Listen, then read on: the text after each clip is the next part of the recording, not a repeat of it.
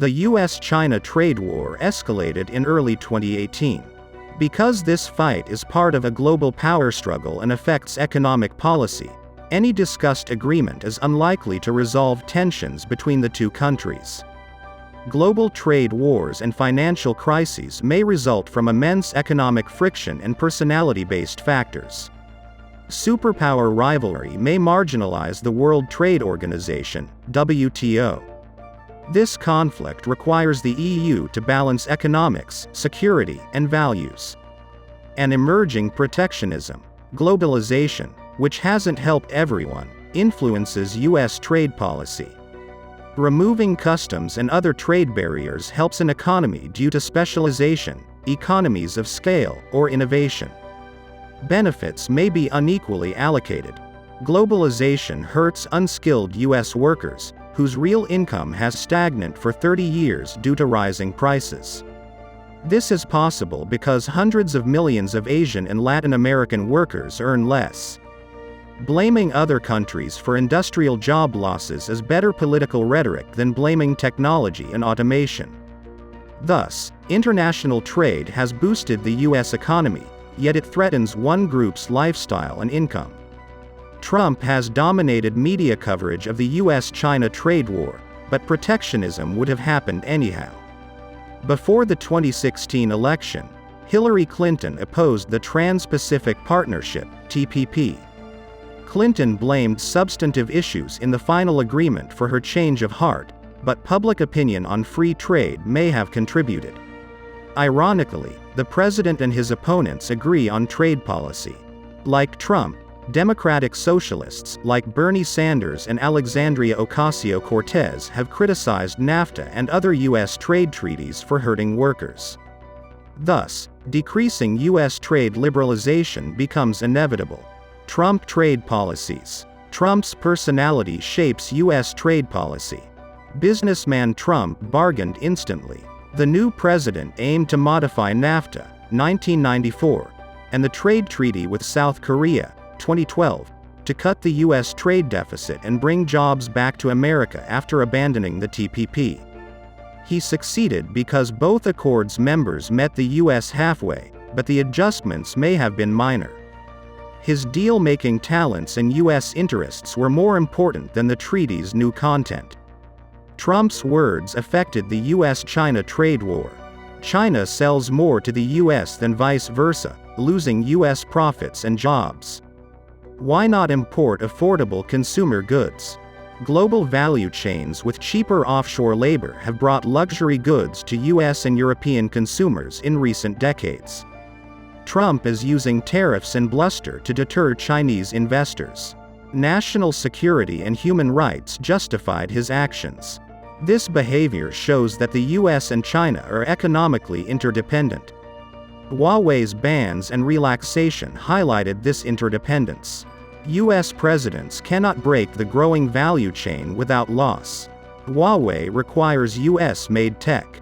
The economy is doing well, but states like Michigan, Pennsylvania, and Wisconsin that will decide Trump's re-election are split.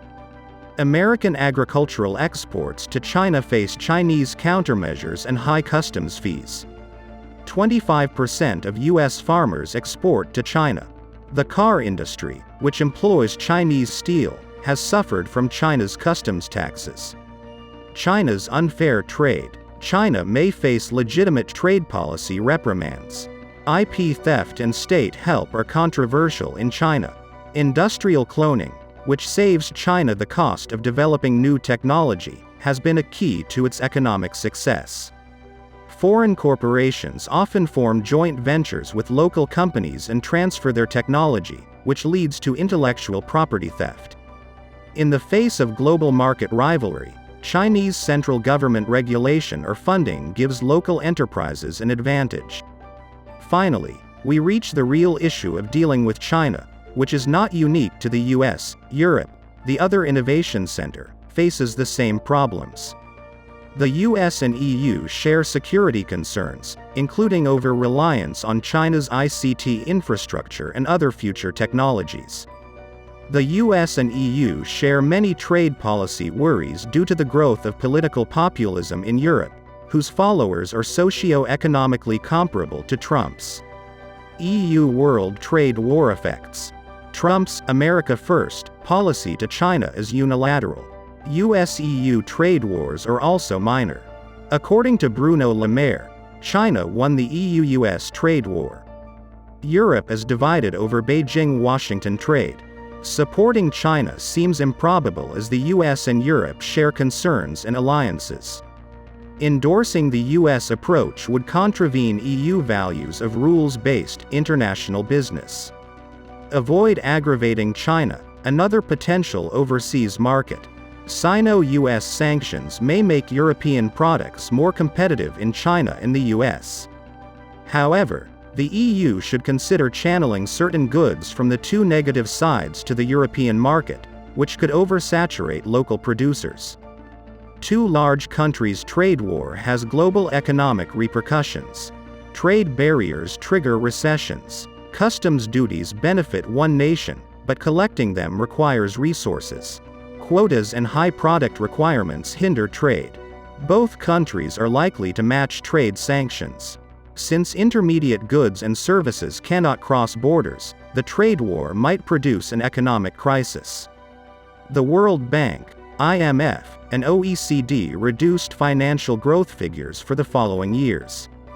WTO trade conflict resolution. The 1947 GATT prohibited international prisoner dilemmas. The agreement reduced global tariffs. After World War II, the average customs tax rate was 40%. In 2017, it was 1.66% in the US, 1.79% in the EU, and 3.83% in China. In the 1980s, new trade practices and no-dispute settlement procedures made the GATT more like the general agreement of talk and talk. The WTO was established in 1995 to manage foreign investment, trade in services, and intellectual property. Member states acknowledged its faster dispute resolution than the GATT. WTO problems exist. The multilateral trading system's original goal, to bring almost all countries to a negotiation table, has slowed its progress. All-or-nothing trade talks have blocked the development-focused Doha round since 2001. Industrialized, allied, and emerging nations are impasse. A proposal will fail if dozens of emerging nations oppose it. Due to the Doha round delay, many countries have signed bilateral trade agreements, which are acceptable under WTO rules if they do not create trade barriers with third nations. Increasing bilateralism. Bilateral agreements pose multilateral negotiating system risks and opportunities. Economists say such deals liberalize global commerce. Models include recent EU FTAs with Canada and Japan. They increase economic integration and involve new themes like geographical indications and human rights, which are hard to agree on multilaterally. Thus, trade groupings may benefit other nations. Many researchers believe bilateral agreements divide world commerce and hinder multilateral progress. After that, the WTO will observe governments argue. Bilateral approaches won US-China trade negotiations and wars. Large powers only join the WTO when it advantages them. Trump often accuses the WTO of unfairly penalizing the US. This claim has prevented WTO dispute settlement body appointments in Washington, DSB. The DSB may be halted after December, when just one judge will remain, but 3 are needed to issue rulings. Trump welcomed the WTO's early October decision to allow the US to slap $7.5 billion in customs taxes on EU goods after European countries were found guilty of unlawful state aid to Airbus. EU aerospace products were charged a 10% customs tax, and EU agricultural exports, such as selected cheeses and wines, 25%, which is excessive for industrialized countries. Airbus state aid shows WTO failure. In 2004, the US and EU accused each other of subsidizing Airbus and Boeing. In 2010-11, the WTO found both parties guilty of unlawfully supporting their aviation industries. The arbitration has yet to determine countermeasures. U.S. customs tariff countermeasures were authorized in early October, and the EU may follow suit. The WTO seems unable to address trade disputes with China, despite its extensive decision-making procedure. The U.S. has won 19 of 23 China complaints since WTO membership. China has won 5 of 15 U.S. complaints, with 6 pending. China-related tensions are more fundamental. Since Bill Clinton's presidency, intellectual property issues have been a worry, but now individuals imitate rather than copy CDs. The U.S. Trade Representative's report to Congress reveals that pre-WTO legally binding promises have not solved the problem. Both sides will dispute but disagree on the state's role in the economy. China compromises on many topics, but not its economic model. Future international trade. We will explore WTO reform again as we look ahead. Reform requires political commitment from major countries, but systemic changes in the global economy must be considered. According to respected economist Richard Baldwin, the WTO could regulate 20th-century trade, which relied on cross-border sales and market access. Products, services, knowledge, investments, and professionals are traded in the modern exchange. Industrialized nations are giving developing countries factories to industrialize instead of market access. Reforming emerging nations must protect private firms' tangible and intangible assets. Baldwin thinks bilateral agreements should resolve complex issues while the WTO handles old-fashioned conflicts. China wants Western industries and technology in exchange for market access without reforms. Discord has grown. China or the West must adjust. First, the Chinese economy is vital to the West.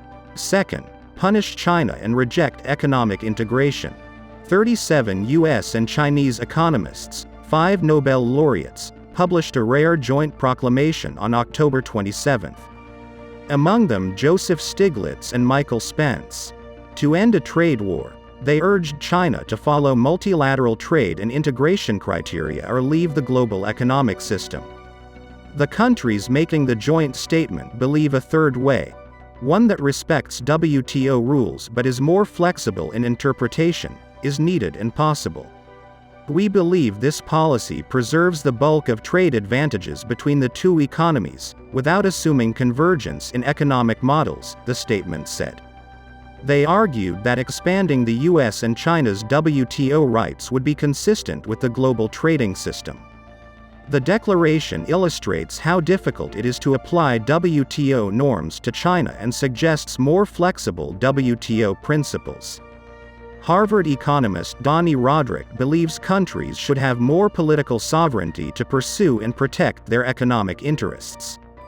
Trade should be flexible rather than forcing China's development philosophy.